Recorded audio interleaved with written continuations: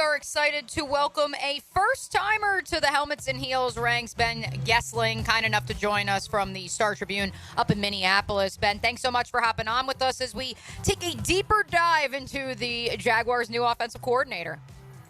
Absolutely. Thanks for having me. I feel like I've been doing Grant Udinsky radio around the country this month, and he's a fun guy to talk about, so I'm looking forward to chatting with you. Well, Ben, we've now been told not only by Tatum Everett, one of my good friends, the reporter for the team reporter, I should say, for the Vikings, but also I know Lauren referenced a podcast or another radio show she listened to you that you were on, and apparently you are the one person who really has spent a significant amount of one-on-one time in the media in Minneapolis with Grant, because obviously most assistant coaches outside of the coordinators aren't made available on a weekly basis in the National Football League. And so, let's start big picture here. Not only who is Grant Udinsky, but also how did you come to be told, hey, maybe you should have a couple conversations with this young cat? Yeah, so the story on this is kind of funny. I was in Kevin O'Connell's office. This would have been summer of 23, talking to him for a story, just kind of a season preview interview with the coach kind of thing that, most beat writers end up doing.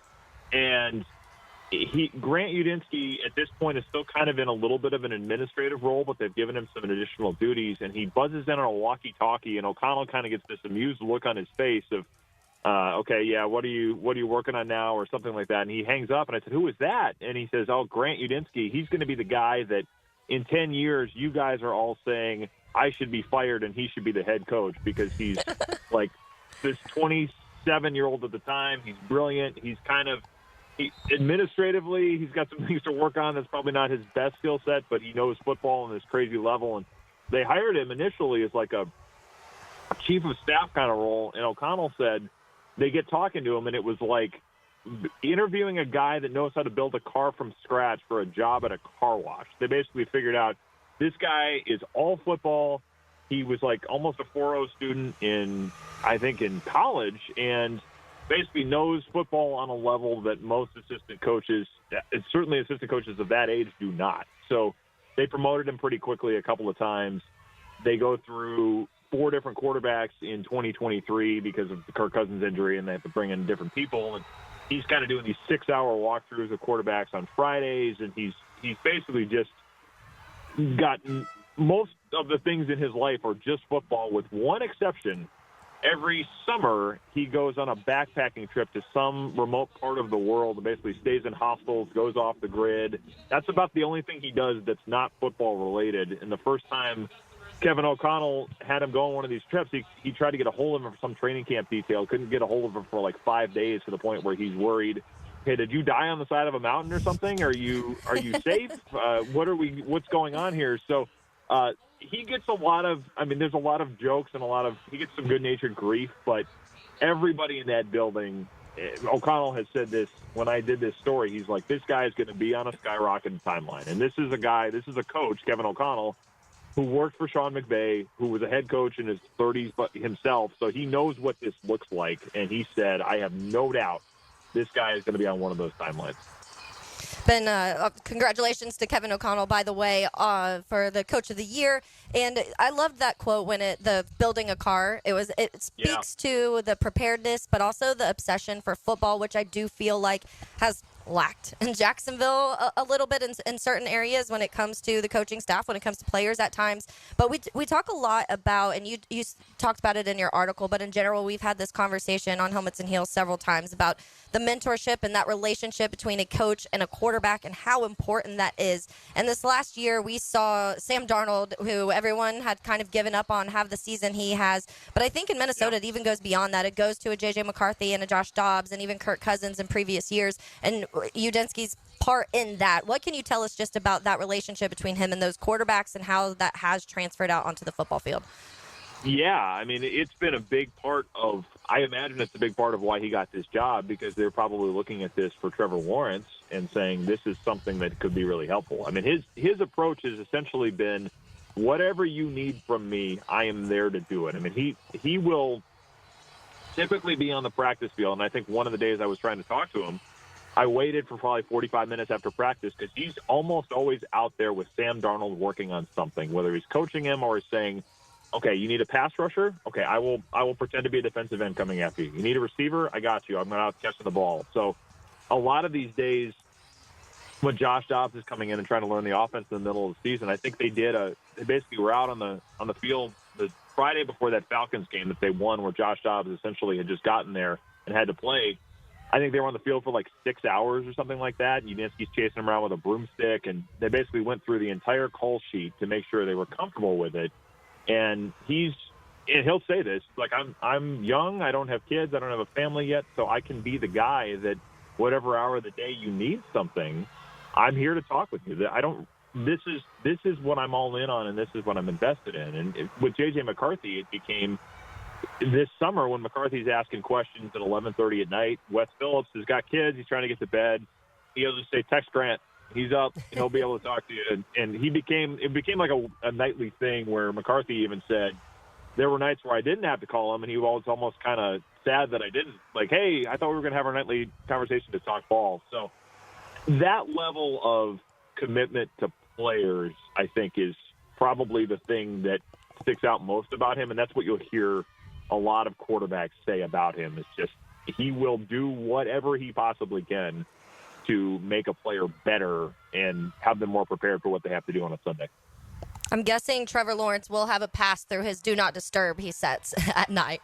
Yes, he had to learn a few things about the do not disturb settings because of this thing with Kevin O'Connell, where he's gone on the side of a mountain and they're kind of worried, did you get eaten by a bear or something like that? So he's not like the most I don't think he's a guy that spends a lot of time on social media or has a lot of like plans and hobbies and interests outside of football. So I think he kind of says, well, who else would I need to be talking to at this hour of the day? I don't think he's terribly like building a brand out on social media a whole lot. So he probably didn't see much of a need for that stuff. But yes, he will. I would think Trevor Lawrence will get into that select group of people whose texts and calls break through the do not disturb settings.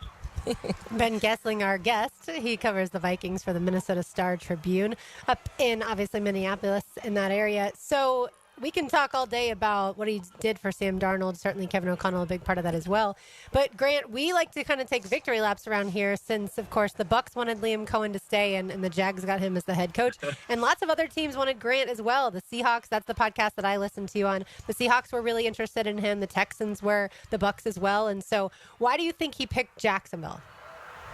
Well, I think Liam Cohen had been in Kentucky, I think, at one point, working with with Will Levis, and there had been a lot of these connections that everybody thought, hey, Will Levis might make sense for the Vikings because Liam Cohen has kind of a shared lineage, so to speak, with Kevin O'Connell and Sean McVay and that whole group. So I think there's some carryover there in terms of schematically what Liam Cohen will want to do compared to what Kevin O'Connell wants to do. I think that'll be an easier thing to pick up. I think working with Trevor Lawrence is probably something that's attractive to him. I mean, it's an opportunity to take a guy that was the number one pick in the draft and has needed to pick it up here. I mean, it's not that different of a situation, probably not as big of a fall or as big of a valley as Sam Darnold has been through, but there's some similar dynamics to that. So I think there's probably an interest in Grant Udinsky because of his work in that area, and I think Grant Udinsky probably looked at this job and said,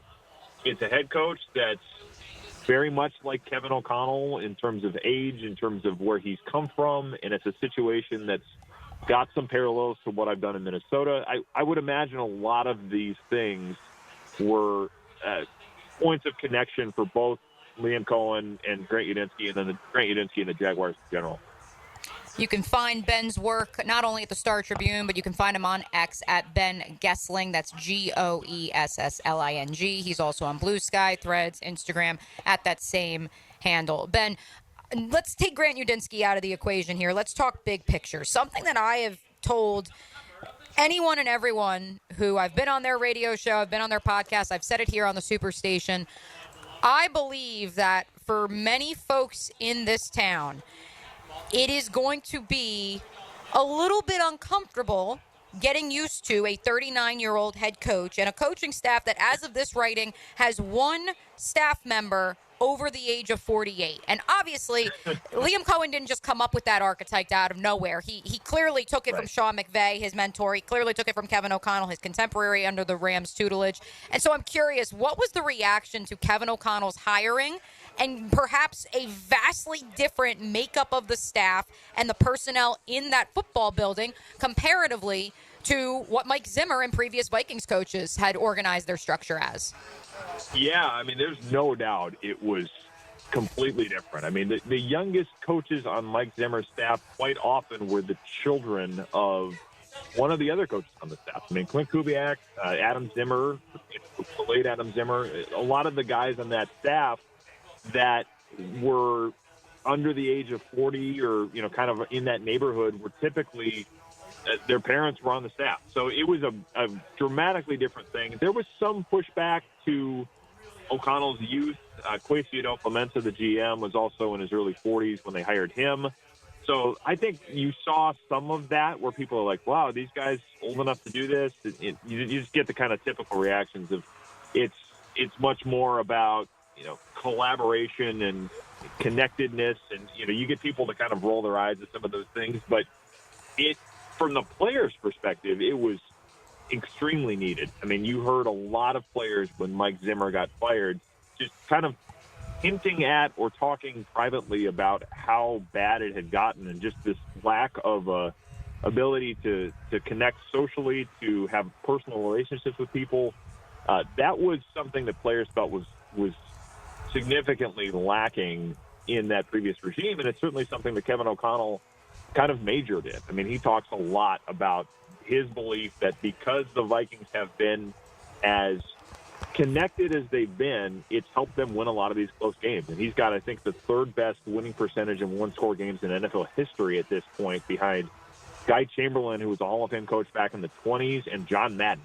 So he would tell you that a lot of the ways that players relate to each other is what helps them not turn on one another when things get difficult. So I think a lot of that is probably a more youthful approach to coaching. It's probably a more youthful approach to playing, and it's probably how a lot of these players, if they've played for younger coaches in high school and college, have come up at this point. So I do think there's been a shift. I think there's a lot of these things that are probably becoming the standard as you see more and more coaches that are contemporaries with the guys in their late 30s, early 40s. And I think for the Vikings, that's been a lot of the DNA that they would say is a major reason they've been as successful as they have.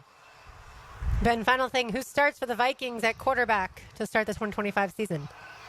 Well, it's going to be, I think it's going to depend some ways on what the financial picture looks like for Sam Darnold. If he has offers out there, I would not be surprised if the Vikings tagged him and then try to trade him. They're very excited about J.J. McCarthy, and I think they have wanted this window here of you have the cheap quarterback. I mean, everybody knows what a benefit that could be if you have a quarterback playing at a high level that isn't costing you a lot of money. So I think there's still a possibility that Sam Darnold is back, but I also think a lot of the language, a lot of the rhetoric you hear about him for now is perhaps with this idea of let's kind of hold our cards and let's maybe try to tag him. Let's see if we can trade him and get something for him more immediately than we would for a comp pick. It's going to be probably somewhat depending on the price here, but I think there's certainly an interest in maximizing what they might get out of Sam Darnold while moving on to J.J. McCarthy. I mean, even Daniel Jones being here is part of that reason, where he maybe becomes the other veteran quarterback if, in fact, Sam Darnold is somewhere else. So they've got a lot to consider, but I think their excitement about McCarthy may be what leads them to say, let's turn things over to him if he's recovered from that knee injury, and I think they expect he will be. So would not be surprised if it's J.J. McCarthy at 25.